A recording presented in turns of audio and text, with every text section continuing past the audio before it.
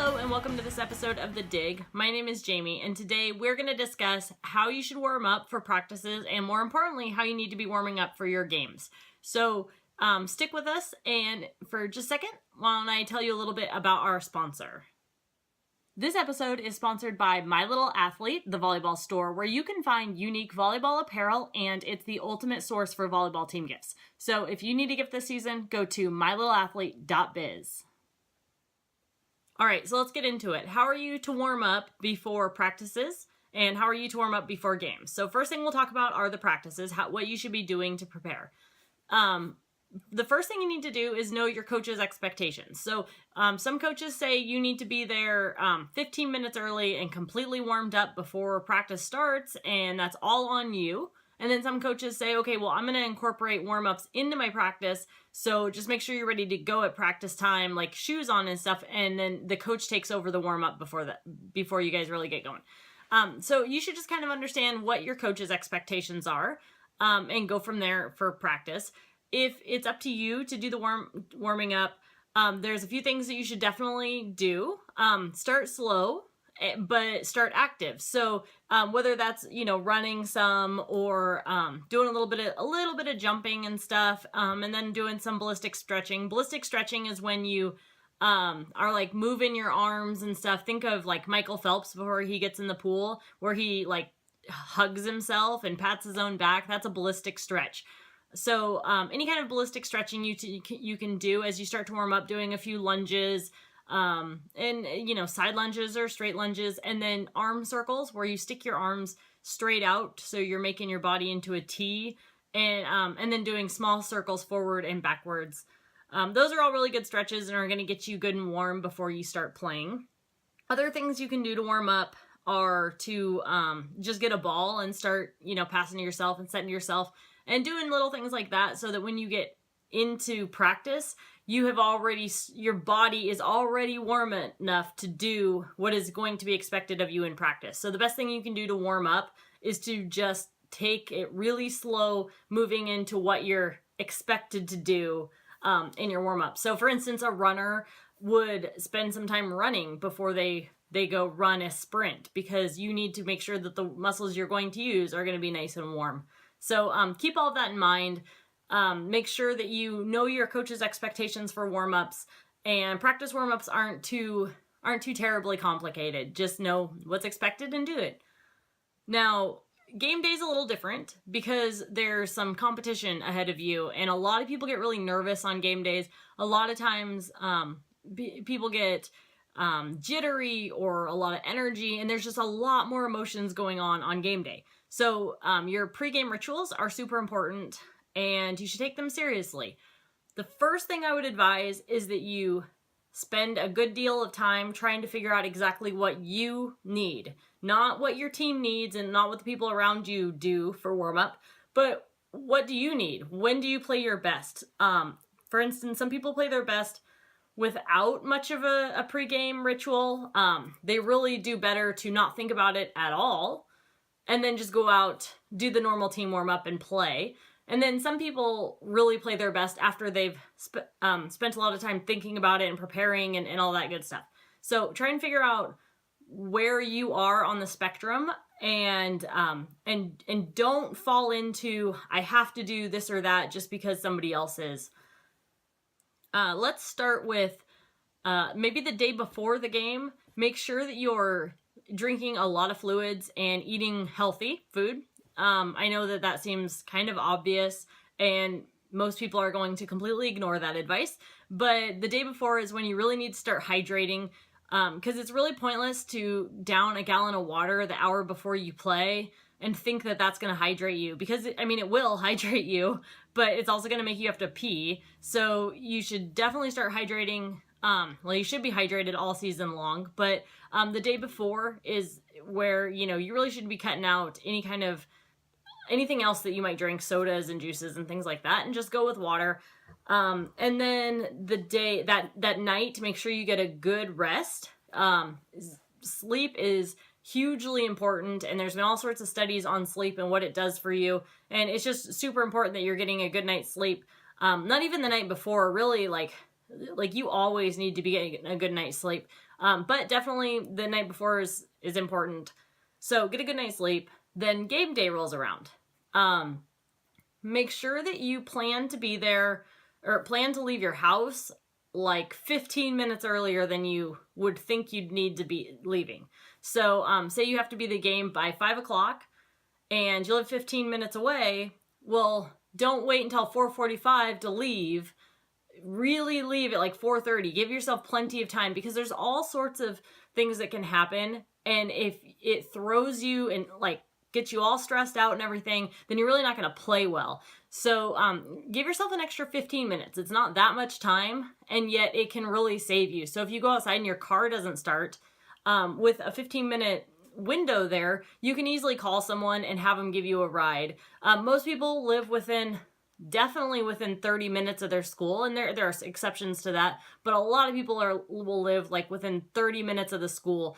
And so finding a ride to a school that's 15 minutes away or whatever isn't all that hard. But if you don't give yourself any extra time, then that kind of thing can really stress you out, because then all of a sudden you're like 15 minutes late or 20 minutes late, and you show up and everyone's asking where you are, and then you're like stressed out, and you probably forgot something in all of your stress, and so you have to go back. Like everything just compounds. So give yourself an extra 15 minutes. So if your car doesn't start, or if you have to turn around and go home because you forgot something, or if one of your teammates calls and says, "Hey, can you give me a ride?"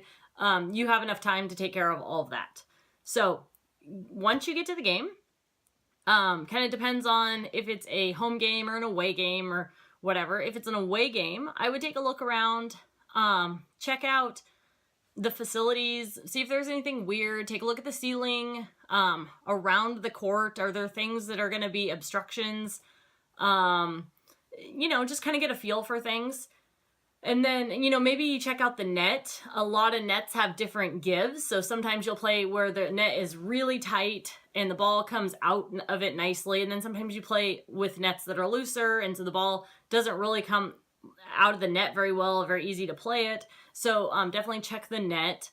Then I would say, spend some time with your team before you do anything. When you're putting your shoes on and stuff, be with your team.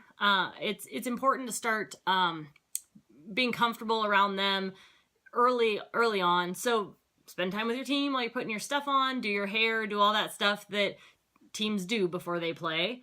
And then as you get closer to game time, go ahead and start in on your own personal pregame rituals. So whatever that is for you. For some people, that's going to be putting on headphones and starting to visualize the game ahead of them. For some people, that's, putting on headphones and blaring their music and dancing like crazy to get them all excited and ready to play. So that's where I talk about, you need to know what it is for you that is important. If you're going the route of concentration, make sure that you visualize how you plan to play, not visualize things that you've done in the past that weren't so good. So maybe yesterday you shanked a ball or you're having troubles passing. When you go to visualize for the game, make sure that you are visualizing proper technique. In all of your visualizations, you're making nice passes with good form, and you can almost like feel how the ball is hitting your forearms and all that good stuff. It's really important that you're putting energy into positive visualization, because there are studies that show that when you think about things, you're actually learning them and practicing them also. And so, we talk about not practicing bad habits. Well, you also can't practice visualizing bad habits, or you're going to create them anyway. So make sure that you're really focused on, exactly how you want the serve to go, or you're passing or hitting or whatever, and then you're really thinking about how that's going to feel, and you visualizing yourself doing it properly. If that's not you, if you're like totally not into that and you can't focus for more than 4 seconds at a time, then maybe, dancing or getting teammates to kind of join you in a energy kind of pregame ritual, whatever that is, then do it and grab some people and have yourselves a little party in the locker room. I don't know. Do make sure that everyone is sort of aware of what you're doing, so that everyone knows, like, hey, she sits there and listens to headphones for a little while and doesn't really want to be interrupted. So yeah, just make sure everyone's sort of on the same page, not doing the same things, but everyone sort of knows where you're at. Then after you've gotten a little comfortable with that, maybe go get a ball and start, if you're a setter, you start setting against the wall, or passers. You can start passing to yourself. If there's room in the gym, you can start hitting against the wall, just kind of getting into a rhythm with a ball, getting some touches in before the game starts, or even really before warm-ups start. Again, you can probably have headphones in at that point, depending on your coach's rules and kind of where you are in the warm-up process. At some point, the refs are going to come over and tell you got to take your headphones off. But, you know, until they do, you go ahead and do some different stuff against the wall on your own, getting a lot of touches in. Make sure that you warm up your body. So if you're, you know, ready to go, start doing some ballistic stretching, doing a few lunges. Make sure you get in your arm circles. If you're doing any kind of overhead movement, you have to get in some good shoulder warm-ups. So the arm circles, where you're sticking your arms out straight out and you're making yourself into a T. Big circles, little circles, forward and back. Do them all, and then maybe see if you can find somebody to join you in like peppering or something, and just kind of build up until eventually they're going to call captains and your official warm-up's going to get started. A few other things about warm-ups that you don't want to overlook. There may come a point in time when you can't do your pregame ritual. Maybe you've done the same thing all season long. You also have to have a contingency plan in case you can't. Maybe for some reason you don't have access to music and you always listen to music. Well, you need to be able to and capable of not letting that completely wreck your match. You can't be completely reliant on that ritual. So if it's, you always set 100 sets against the wall before the game, and then all of a sudden you don't get to, what are you going to do? Is it, are you just going to think about it and kind of do it in your head, or what? You need to be able to go out and play even without the ritual. But the pregame, the consistency of the pregame and what you do is really important if you can do it the same all the time, so that you can just, your mind will start getting into the zone the minute you start that consistent routine. So it is good if you can do that. But yeah, that's about it for pregame and pre-practice. If you have any questions, you can go ahead and email me, and I will hopefully be able to get back to you pretty quickly with any questions that you have, and I'll give you an answer if I have one. So thanks for watching, and I will talk to you again soon.